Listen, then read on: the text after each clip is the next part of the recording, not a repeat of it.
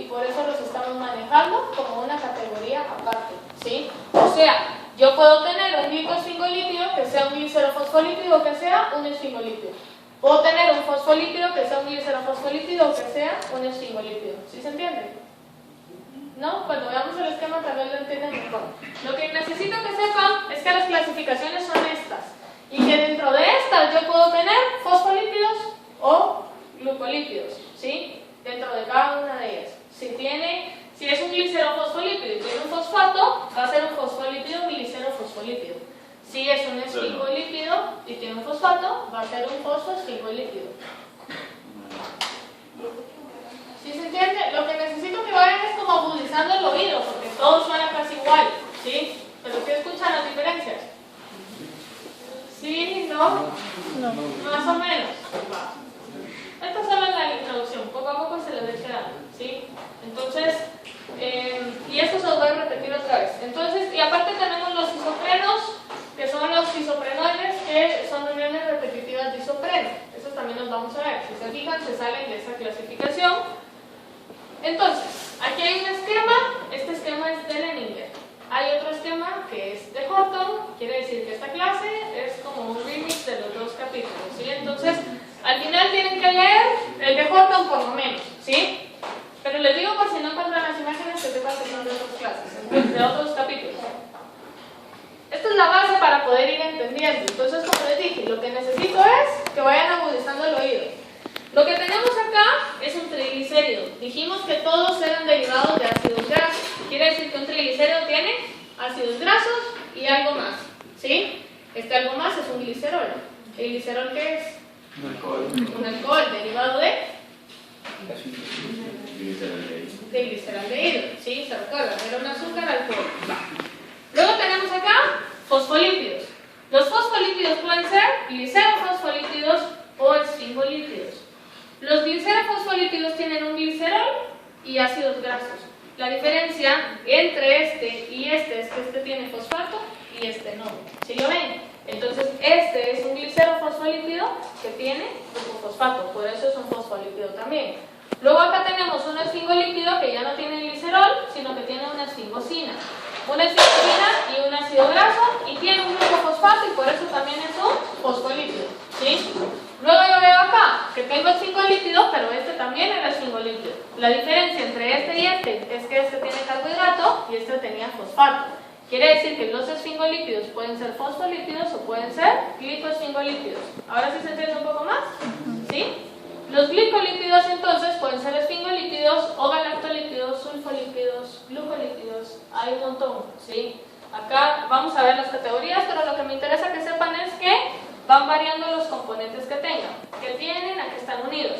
En general, si se fijan, el ácido graso es lo amarillo y todos tienen por lo menos un ácido graso. Y por eso estamos diciendo que el ácido graso es el lípido más sencillo que existe y que va a ser componente de todos los derivados de ácido graso, que serían todos estos. ¿Un poco más claro ahora? ¿Sí? Va. Entonces, este es el esquema que de alguna forma voy a tratar que se les meta entre los dos ojos, ¿sí? Entonces acá, lo que quiero que vean es la clasificación que vamos a ir viendo, porque en base a este esquema armé la clase para que les sea más fácil entenderlo. Entonces lo que vamos a ver ahorita es, tenemos los lípidos, ya dimos la introducción, y en qué más o menos se dividen. Vamos a dejar esta parte para lo último de la clase. Ahorita nos vamos a ácidos grasos. Vamos a ver ácidos grasos primero. Después de ver ácidos grasos, vamos a irnos a ver los triglicéridos. Después de ver triglicéridos, nos vamos a ir a ver esfingolípidos. Si se fijan, triglicéridos aquí para, pero esfingolípidos baja hasta acá, ¿sí? Luego vamos a ir a ver, o creo que esto está antes, glicerofosfolípidos. Nos metemos hasta acá, ¿sí? Entonces nos vamos como ir metiendo en este esquema poco a poco, pero al final lo que yo quiero que vean es qué van teniendo en común y qué diferencias van teniendo, ¿sí? Entonces acá empezamos con los ácidos grasos. Primero entender cómo está hecho un ácido graso, qué tipos hay, qué diferencias hay, y cuando ya sepamos eso, nos metemos a algún derivado de este. ¿Sí se entiende qué vamos a hacer? ¿Sí? Va. Ácidos grasos entonces. El ácido graso, la fórmula general, ¿cuál dijimos que era? RCOH. RCOH. Quiere decir que las diferencias que vamos a ver ahorita van a ser a nivel de R, porque todos van a tener ese ácido carboxílico, ¿sí? Entonces decimos, difieren entre sí en la longitud de la cola hidrocarbonada que tengan. La cola hidrocarbonada son carbonos, hidrógenos, carbonos, hidrógenos, carbonos, hidrógenos.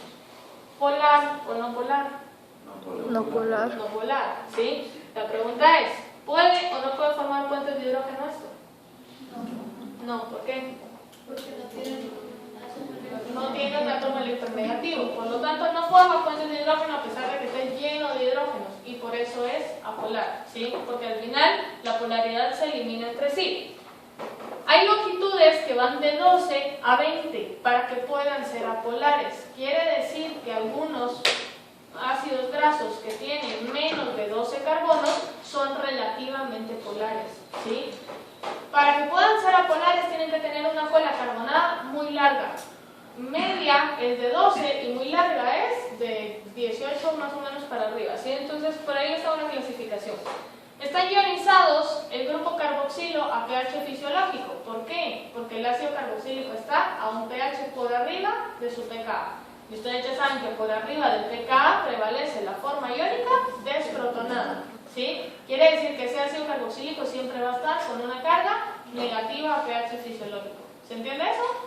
Eso ya lo tienen que ver fácil, ¿sí? Entonces, están las concentraciones celulares bajas y no porque sean pocos, sino porque tienen pesos moleculares bajos, ¿sí? Por lo general los grupos no son muy grandes. Tienen la cola hidrofóbica y la cabeza polar, por lo tanto los ácidos grasos son anfipáticos, ¿sí? Bueno. Desprotonada, solo desprotonada, ¿verdad? Desprotonado, el ácido carboxílico. Va. Pueden ser saturados, monoinsaturados o poliinsaturados. ¿Qué es un ácido graso saturado? Que no tiene dobles enlaces, está saturado de hidrógenos, ¿sí? La hidrogenación, por lo tanto, va a ser sinónimo a saturación, ¿sí? Monoinsaturado quiere decir que solo tiene un doble enlace, quiere decir que perdió dos hidrógenos para poder formar el doble enlace, ¿sí? Y poliinsaturado pierde más hidrógenos y va formando más dobles enlaces. Hay una nomenclatura simplificada que se utiliza para poder entender cómo está compuesto el ácido graso o cuál es la estructura del ácido graso. Primero, la notación taquigráfica me dice que uso un número, dos puntos, otro número, un delta elevado a números separados por comas, en donde el primer número me da la longitud de la cadena. Si tiene 16 carbonos, si tiene 18, si tiene 20, si tiene 12, si tiene 15 y así, ¿sí? Dos puntos. El segundo número me da el número de dobles enlaces. Si es saturado, ¿qué número va en el segundo número? 0. Si es monoinsaturado, 1. Y si es poliinsaturado, la cantidad de dobles enlaces que tenga. 3, 5, 7 y así, ¿sí? Luego el delta. Después del delta, la posición de los dobles enlaces en relación al carbono carboxílico. ¿Quién es el carbono más oxidado? ¿Los carbonos hidrocarbonados o el carbono carboxílico? El carboxílico. Quiere decir que el más oxidado va a ser el carbono 1. ¿Sí? Carbono carboxílico siempre es carbono 1 y entonces empiezo a contar. 1, 2, 3, 4. 4 tiene el doble enlace. Este sería 4. Coma. Si el 9 tiene el otro enlace, pongo entonces 4,9. ¿Sí se entiende? Va. Entonces, eso me va a ir diciendo a mí la longitud, los dobles enlaces y la posición de los dobles enlaces, ¿sí? Bueno, la posición de los dobles enlaces sigue un patrón regular. Quiere decir que por lo general nosotros vamos a ir encontrando posiciones insaturadas en el carbono 9, en el carbono 12, en el carbono 15. Si son poliinsaturados van siguiendo el mismo patrón, insaturación en 9, 12, 15, ¿sí? Por lo general, el carbono insaturado va a estar separado por un grupo metileno. Como me imagino que no saben que es un grupo metileno, o lo han de saber pero no se acuerdan, el grupo metileno es esto de acá, ¿sí? Es un carbono que está saturado. Entonces, voy a quitar esto de acá para que logren verlo. Si este es mi carbono más oxidado, desprotonado pH fisiológico, ¿cuál sería la notación taquigráfica de este ácido graso? ¿Cuántos carbonos tiene? Tiene 20 carbonos, ¿sí? De los 20 carbonos, yo sé que 1, 2, 3, 4, posición 5 tiene un doble enlace. Entonces digo 20. 5 tiene un doble enlace. 5. 6 tiene el doble enlace, pero el doble enlace está entre 5 y 6. Quiere decir que 6 no lo pongo. 7 no tiene doble enlace, el siguiente doble enlace está en 8. ¿Sí? 9, 10, 11. 11. 12, 13, 14, 14. ¿Sí? Y el último está en el carbono 17. Quiere decir que al ver esta notación taquigráfica yo digo, bueno, el doble enlace está entre 5 y 6. Está entre 8 y 9, entre 11 y 12, entre 13 y 14 y entre 17 y 18. ¿Sí se entiende? ¿Qué vamos a necesitar? 5, 20, 20, 5 insaturaciones. 1, 2, 3, 4, 5. O sea, si tienes un 5 acá, tienen que haber 5 números escritos aquí. ¿Sí? Porque me va a decir qué posición de dobles enlaces tengo. Si tuviera 20, 0, este delta no existe, porque no hay dobles insaturaciones.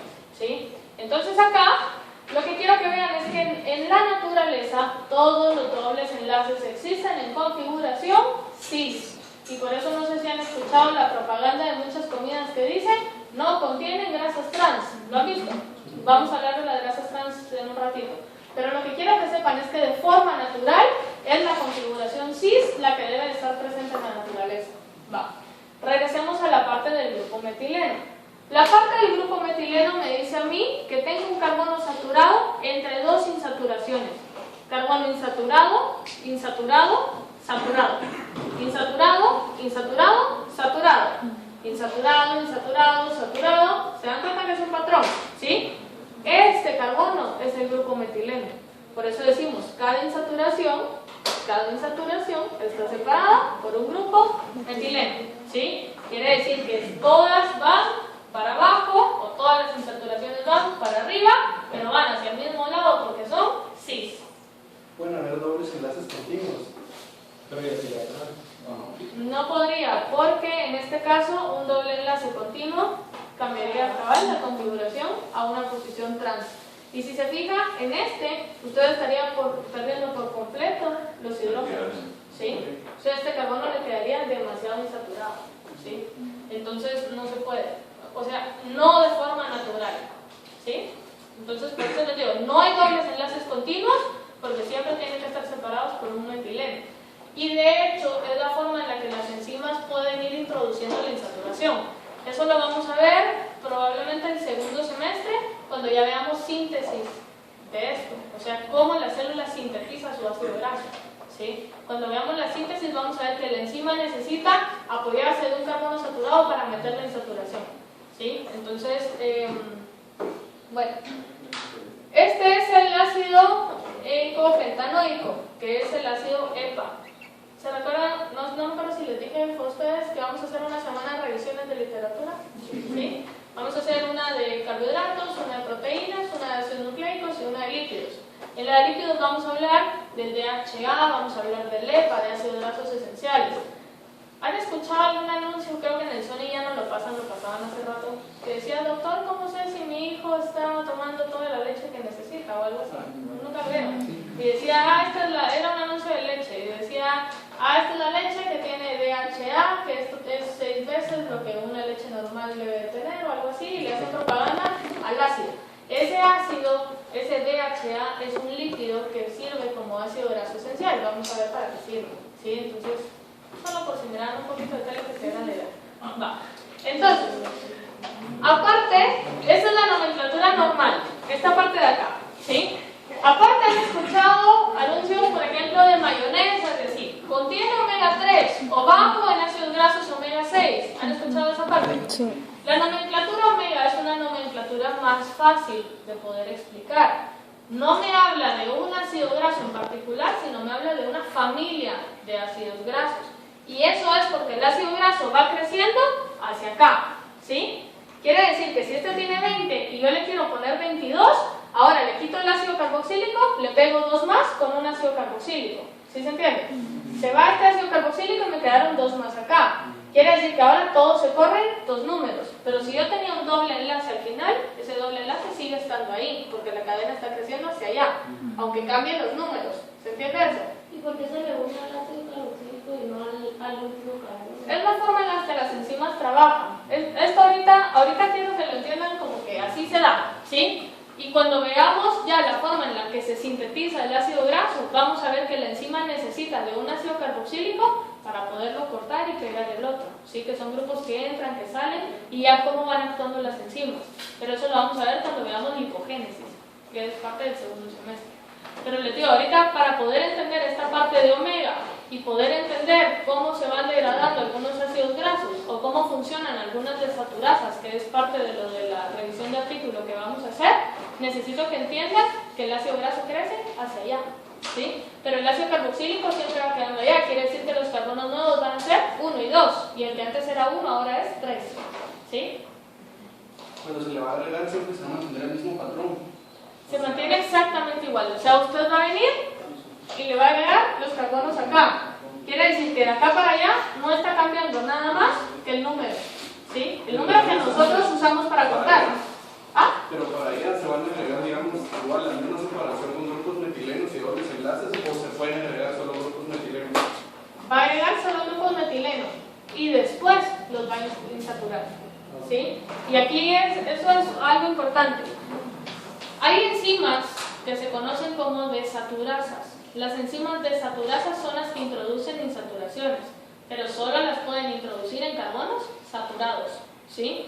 Quiere decir que cuando crece, usted no le pega el carbono insaturado, sino le crece con un carbono con metilenos. Cuando usted le va agregando los metilenos, después viene la desaturasa a quitar hidrógenos, ¿sí? Pero hasta después de que creció. Pero lo que yo quiero que vean ahorita es cómo va creciendo. O sea, si yo le pongo esto acá, ahora ya no va a ser 20, va a ser 22. Y va a seguir teniendo 5 dobles enlaces. La diferencia es que todos se corren 2 carbonos. Ahora sus insaturaciones van a estar en 7, en 11, en 13 y así, aunque siga siendo el mismo líquido con 2 carbonos más, ¿sí? O sea, no es que las insaturaciones se cambien de lugar, es que el conteo cambió de posición. ¿Sí se entiende? ¿Sí se entiende? Va. Entonces, les estaba hablando de la nomenclatura omega. La nomenclatura omega nos dice entonces que el carbono del grupo metilo se denomina carbono omega y se le da el número 1. Cuando ustedes hablan del alfa y omega, hablan del principio y el fin. La A y la Z, por ejemplo, ¿sí? Alfa y omega. El omega es lo último. Quiere decir que la nomenclatura omega me está diciendo a mí que estoy contando de lo último para adelante, ¿sí? O sea, el carbono omega siempre va a ser el último carbono. ¿Y qué voy a contar? ¿Qué hace la diferencia entre un omega 3, un omega 6 y un omega 9? ¿Dónde está la primera insaturación? 1, 2, 3, este es un ácido graso, omega 3. Y les digo, la nomenclatura omega hace referencia a una familia de ácidos grasos. ¿Por qué? Si yo vengo y le agrego otro carbono acá, ¿en qué posición me queda esta insaturación? En la misma, aunque ahora este sea carbono 22, ¿sí? Pero la posición de atrás para adelante sigue siendo igual. Quiere decir que si era un ácido graso, omega 6, que no tuviera esta, por ejemplo, y le agregué 2 más, o 5, o 10, o 20 carbonos más allá, este va a seguir siendo el omega 6. ¿Sí se entiende? Entonces, cuando les dicen no contiene ácidos grasos omega 3, les están hablando de un montón de ácidos grasos, ¿sí? Cuando les dicen no contiene ácidos grasos omega 6, les están hablando de toda una familia de ácidos grasos, ¿sí? Vamos a hablar de omega 3, omega 6 más adelante, que tienen mucha relación con la inflamación, ¿sí? O con factores antiinflamatorios. Entonces, tiene sus ventajas comer más omega 3 que omega 6, por ejemplo, ¿sí? Pero lo vamos a hablar más despacio. ¿Se entiende la nomenclatura? ¿Sí? Vamos. Esto que tenemos acá es una tabla que, si se fijan, tiene algunos ejemplos de algunos lípidos en donde el número de carbonos va creciendo. Si se dan cuenta, los carbonos van creciendo de 2 en 2, porque son muy raros los ácidos grasos de cadena impar que existen en la naturaleza. Sin embargo, pueden existir. Para fines prácticos vamos a hablar ahorita solo de ácidos grasos de cadena par. Cuando veamos las degradaciones vamos a hablar de ácidos grasos cadena impar. Lo que yo quiero que vean ahorita es cómo los puntos de fusión van cambiando en relación al número de carbonos y cómo van cambiando en relación al número de insaturaciones que tengan. ¿Qué es más sólido? Por más sólido entiéndase un punto de fusión más alto, ¿sí? ¿Qué es más sólido? ¿Tener más o menos carbonos? Más carbonos. Mientras más carbonos tengo un punto de fusión más alto, ¿sí? Aquí lo estamos viendo.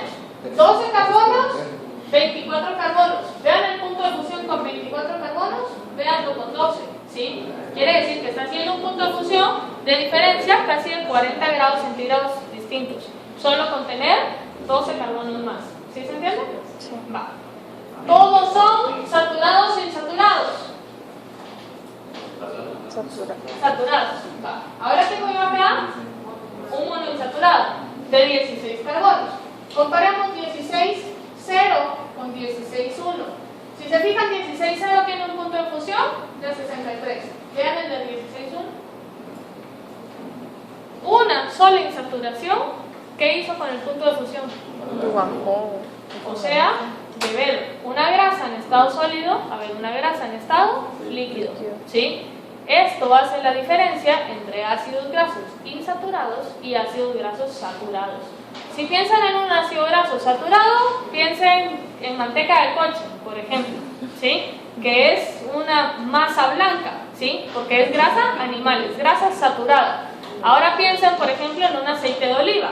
Es líquido, ¿sí? ¿Por qué? Porque tiene insaturaciones, quiere decir que tiene un punto de fusión más bajo, pero son propiedades naturales, no hemos cambiado nada. ¿Sí se entiende? Vale, entonces quiero que vean algo. Mientras más insaturaciones agrego, ¿qué pasa con el punto de fusión? Más bajo. Cada vez va a ser más bajo. Quiere decir que un ácido graso poliinsaturado tiene menos puntos de fusión que un monoinsaturado. Un monoinsaturado tiene muchísimo menos puntos de fusión que un saturado, ¿sí? Y si tengo más carbonos, los carbonos aumentan el punto de fusión, ¿sí?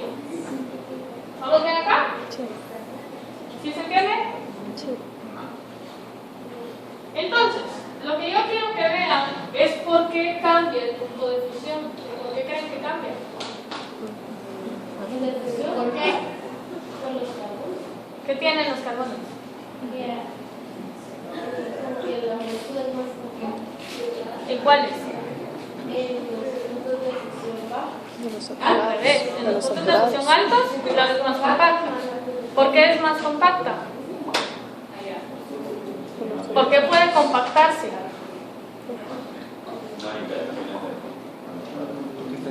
Porque los dolores llega a ser un poco rápido.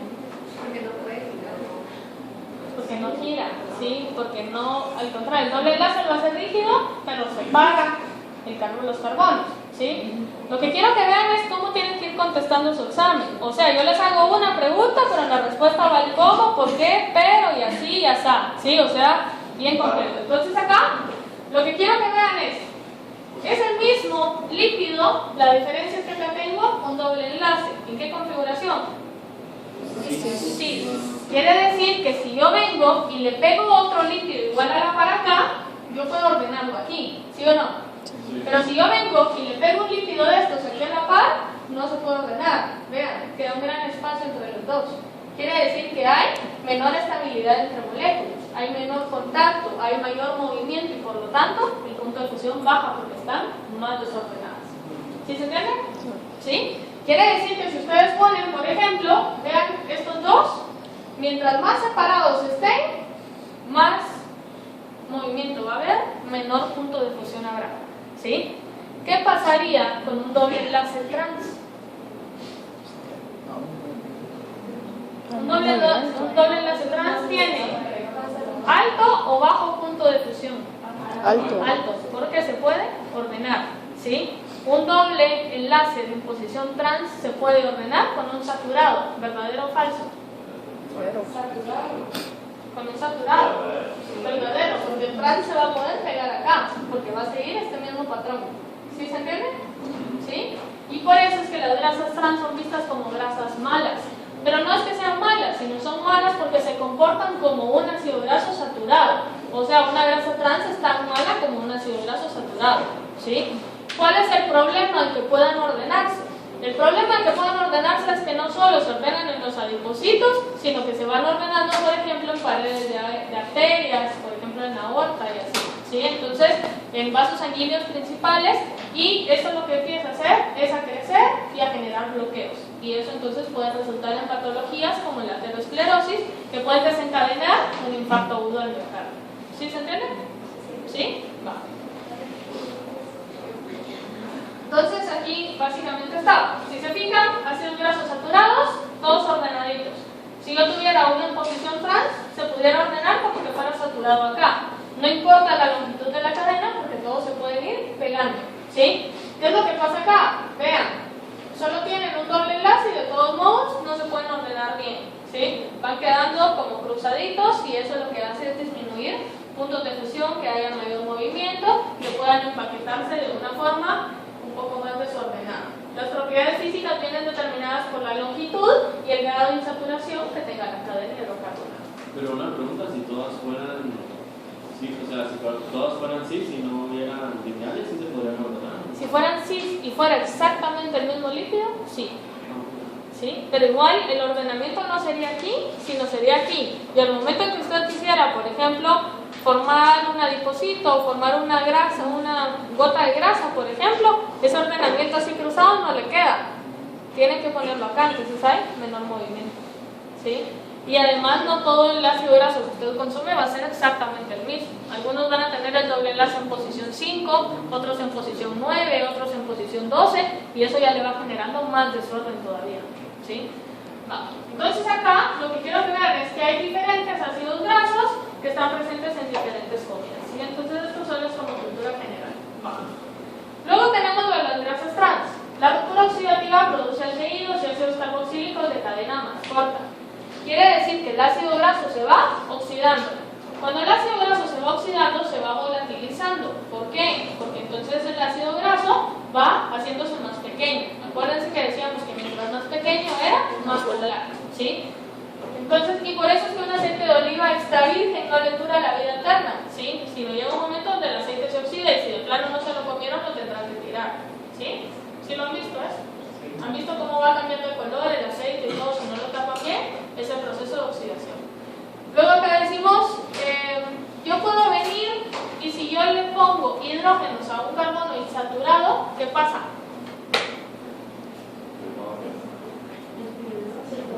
Se satura, ¿sí?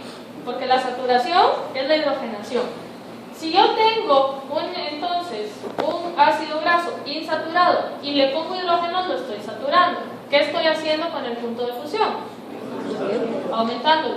Bueno, entonces, el aceite, por ejemplo, no me acuerdo, el aceite, este aceite de qué, la margarina, ¿de qué lo hacen?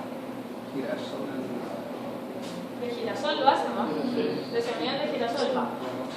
El aceite de las semillas de girasol es aceite, ¿sí? Grasa es sólido y aceite es líquido. Es aceite.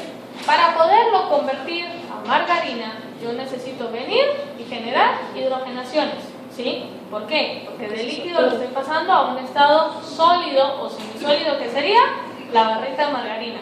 ¿Sí se entiende? Va. Entonces, lo estoy pasando a un estado semisólido, pero no sé si se han dado cuenta, cuando tienen el bote de mantequilla o de margarina en la refri, por ejemplo, por mucho tiempo, y no lo usan, ¿qué le empieza a pasar? ¿Qué le empieza a salir así encima? Agüita. Como agua, ¿sí? ¿Por qué? Porque este enlace que ustedes hicieron, que antes era un enlace insaturado, que ahora lo saturaron, es una insaturación inestable. Quiere decir que en algún momento va a llegar y se va a romper.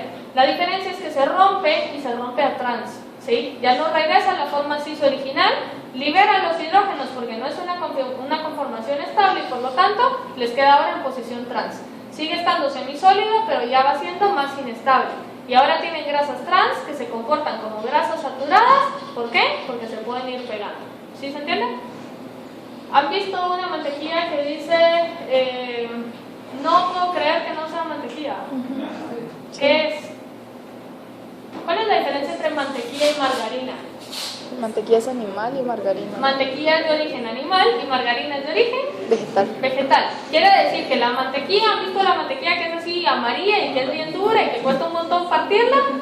Porque esa sí es saturada, esa no tiene hidrogenaciones, así a nivel de laboratorio, sino que esa así era, le pusieron lo amarillo y se acabó, ¿sí? Es grasa animal pura. ¿Qué pasa con el aceite vegetal? El aceite vegetal siempre va a ser insaturado. Quiere decir que el proceso siempre lleva hidrogenaciones. Por lo tanto, el proceso de almacenamiento y la descomposición y todo generan grasas trans. ¿Qué es mejor comer? ¿Mantequilla o margarina? Mantequilla. Ninguna de las dos. Aceite líquido, ¿sí? ¿Por qué? Porque el aceite líquido es insaturado, ¿sí? Quiere decir que cocinar con mantequilla o cocinar con margarina sigue siendo lo mismo. Es lo mismo una grasa trans que una grasa saturada. ¿Se recuerdan que se los dije hace un rato? ¿Sí? Quiere decir que es básicamente lo mismo. Entonces, no puedo creer que no sea mantequilla, no, porque es margarina y es la misma cosa, ¿sí? Entonces, al final, la diferencia es el origen. Que en teoría uno ve el origen vegetal como algo más saludable. Y de hecho es más saludable, pero si no lleva procesos de hidrogenación a la par. O sea, que es margarina. Es margarina, sí. Pero entre la mantequilla y la margarina, ¿cuál es mejor? Que se le quita el mundo encima, porque dicen, no, así ¿Ya me preguntó? ¿Me puso? ¿Qué me preguntó? Pedro, ¿sí?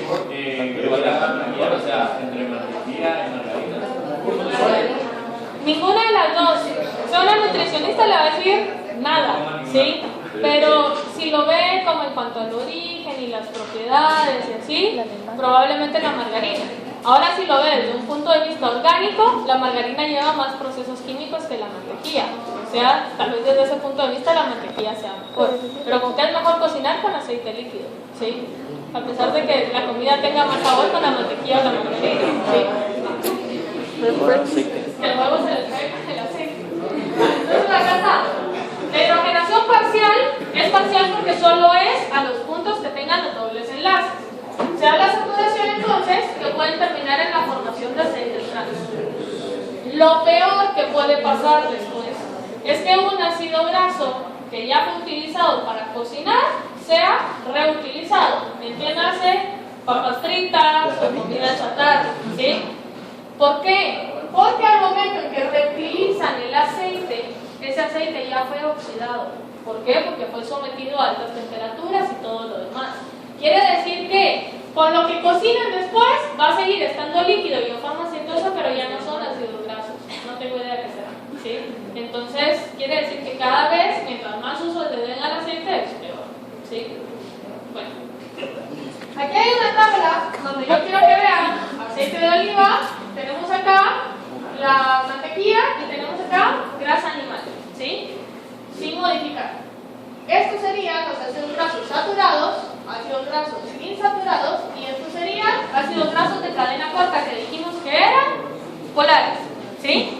Quiere decir que mientras más ácidos grasos insaturados tenga y mientras más ácidos grasos de cadena corta tenga, en teoría es mejor, ¿sí? Entonces acá está. Si se fijan, la grasa animal tiene un porcentaje más alto de ácidos grasos saturados, ¿sí? En este caso, nosotros lo que hacemos es generar hidrogenaciones para que tenga un aspecto todavía más sólido. Quiere decir que en teoría es mejor comer con aceites, con aceite de oliva, por ejemplo, ¿sí? Hay una tendencia que dice no cocinar con aceite de oliva, por ejemplo, porque se descompone y se convierte en ácidos orgánicos que pueden hacer daño, ¿sí? Pero eso es si el aceite de oliva es sometido a altas temperaturas. De lo contrario, creo que sí se puede, pero no tomen en cuenta mis consejos culinarios que no creo que les sirvan de mucho. ¿Sí? Entonces acá, lo que yo quiero que vean es porcentajes y cómo eso va cambiando las características visuales y por lo tanto las propiedades que podamos obtener a partir de un ácido graso, ¿sí? Bueno, ¿vamos bien hasta acá? Sí. Vamos con triglicéridos entonces, que es el derivado más simple que existe. El triglicérido, ¿por qué está formado? 3 ácidos grasos y un glicerol, por eso es triglicérido, ¿sí? Que realmente el nombre triglicérido está mal utilizado, ¿sí? Es triacilglicerol, ¿sí? Pero se los digo porque yo digo triglicérido y entonces lo uso mal, ¿sí? Pero que sepan que lo correcto es triacilglicerol. Entonces, el triacilglicerol tiene 3 cadenas aciladas unidas a un glicerol. Entonces, los triacilgliceroles son combustibles metabólicos importantes porque tienen carbonos más reducidos. ¿Se acuerdan que les dije en algún momento que nosotros obteníamos energía a partir de reacciones de óxido-reducción y que terminábamos con el carbono más oxidado, que era ¿quién? El CO2, ¿sí? Y entonces, para poderlo oxidar teníamos que empezar de un carbono reducido. El carbono reducido el más reducido es el que está presente en los carbohidratos, porque no tienen OHs, porque no tienen aminas, porque no tienen nada más, comparando carbohidratos y proteínas con los ácidos grasos. Solo son carbonos e hidrógenos. Si son más reducidos, pueden liberar más energía por oxidorreducción. Quiere decir que la energía que obtenemos de una grasa va a ser 1000 veces mayor, bueno, no 1000, pero va a ser muchas veces mayor a la de un carbohidrato, ¿sí? Comparando carbonos. Cuando veamos glucólisis y cuando veamos beta-oxidación, vamos a hacer una comparación en cuanto al rendimiento energético para que ustedes mismos lo puedan comprobar, ¿sí? Entonces acá está, es una forma de almacenamiento anhidra. ¿Qué quiere decir eso? Agua, ¿sí? Sin agua, ¿sí? Entonces están los lípidos y lo que hacen es excluir a todas las moléculas de agua. Todas las moléculas de agua que, si se recuerdan en el hacinamiento molecular, estaban como interfiriendo con todos los enlaces. Quiere decir que la forma más ordenada acá es empaquetarse entre moléculas. Si se empaquetan entre ellas mismas, quitan el peso del agua y por lo tanto pueden agruparse de una mejor forma, como reduciendo el espacio, ¿sí? Por eso decimos que es un empaquetamiento reducido. Está formado por 3 residuos de acilo graso esterificados con glicerina, o sea, glicerol, unidos por un enlace éster. ¿Cuál es la diferencia entre un éster y un éter? El carbonilo, ¿sí? Entonces, pueden ser simples o pueden ser mixtos. Es simple si el glicerol está unido a 3 ácidos grasos iguales. Y es mixto si el glicerol está unido a uno o a más de 2 diferentes. O sea, 2 pueden ser igual y uno distinto o los 3 distintos, ¿sí? No se encuentran en membranas biológicas, quiere decir que los ácidos grasos jamás van a estar en una membrana ahí, en el modelo del mosaico fluido. Vamos a ver por qué no pueden estar en membranas en un rato, ¿sí? Entonces acá está una cadena asilada cualquiera, una cadena asilada cualquiera. Luego tenemos acá el glicerol. Si se fijan, el glicerol era un carbohidrato que ahora tenía 3 OHs. Estos 3 OHs ahora son sustituidos por cadenas asiladas que pueden ser iguales o diferentes. Entonces, más o menos iría quedando algo aquí, hay una conformación como un poco más realista, ¿sí? Pero es más fácil de entender la otra, entonces nos vamos a quedar con la otra. Bueno, en las células forman gotitas microscópicas en células especializadas, que son los adipocitos, que sirven como depósito de combustible.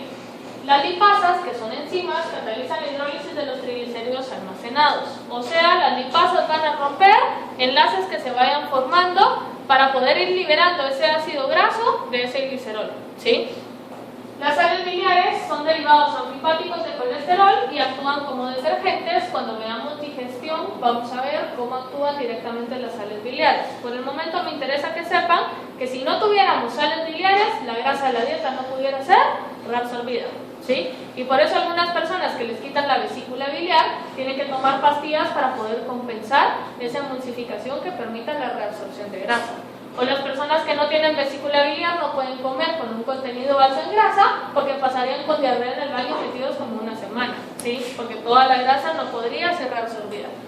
Luego decimos, forman micelas y el transporte es en forma de lipoproteínas.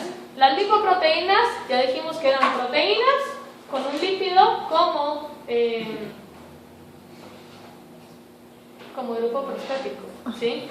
Entonces acá vamos a ver que las lipoproteínas tienen diferentes formas de componerse, hay diferentes tipos, hay kilomicrones, HDLs, VLDLs, LDLs, eso también lo vamos a ver, ¿sí? Pero entonces, ¿qué me interesa que sepan? Se comen la grasa, la bilis hace que pueda ser reabsorbida la grasa, es reabsorbida, se transporta en forma de lipoproteínas, si no se necesita se almacena. Si se almacenan, las lipasas pueden liberarlo y ahora van a producir energía, ¿sí? Entonces, básicamente ese es como el proceso general. Regresamos al esquema entonces y ahora vamos a ver la diferencia entre un triglicérido y una cera. ¿Han visto la cera de abeja? ¿Sí? ¿Qué diferencia tiene con todo lo demás? Físicamente, ¿es más sólida, es menos sólida? Más sólida. ¿El color también cambia? ¿Sí? ¿Qué? Es más sólida. Es más sólida. Si es más sólida, ¿qué pasa con el punto de fusión? El aumento. Es mucho más alto, ¿sí? Entonces acá está. La cera es una forma de almacenamiento de combustible. Ácidos grasos de cadena larga, saturados e insaturados, con alcoholes de cadena larga, pero lo que quiero que vean es la longitud que puede llegar a tener una cadena de una una cera. O sea, llegan a tener hasta 40 carbonos. Quiere decir que el punto de fusión es altísimo. Vean, el punto de fusión es muy cercano a los 100 grados centígrados, el de la mayoría. Mientras más larga sea la cadena, más puntos de fusión van a tener. Tienen propiedades repelentes al agua y conducentes firmes. Quiere decir que, por ejemplo, algunos aves, algunos pájaros tienen algunas ceras naturales que producen en las alas, por ejemplo, para que las plumas no se mojen tan fácil. ¿Por qué? Porque tienen propiedades sumamente repelentes al agua. Hay, por ejemplo, muchos fármacos, algunas plantas que tienen la capacidad de producir ceras como sustancias naturales, y eso se puede utilizar, por ejemplo, para producir fármacos. ¿Sí? Bueno, sacan una hoja y hacen esto. Creo que con esto vamos a terminar hoy.